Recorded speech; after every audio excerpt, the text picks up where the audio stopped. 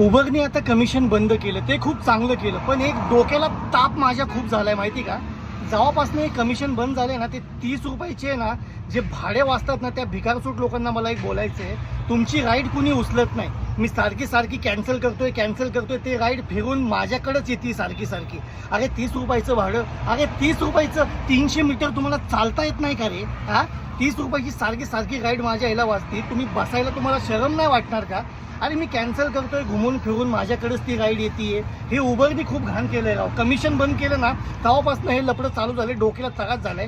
30 रुपयाची राईड सारखी वाचते. मी कॅन्सल करतोय, परत घुमून फिरून माझ्याकडेच येते. तुम्हाला लाज लज्जा नाही काय, काही शरम नाही का तुम्हाला. 30 रुपयाची बुकिंग टाकता. अरे लांब जावा जरा, 250, 300, 400 रुपयाची बुकिंग टाका, जरा लांब जावा. 30 रुपयाची बुकिंग इथं तुम्हाला चालता येत नाही का.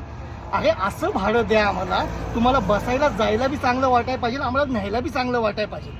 30 रुपयाची बुकिंग देता, शरम वाटत नाही यांना. हो का, आता बी वाजली 30 रुपयाची बुकिंग. अरे काय करायचं या लोकांना राव.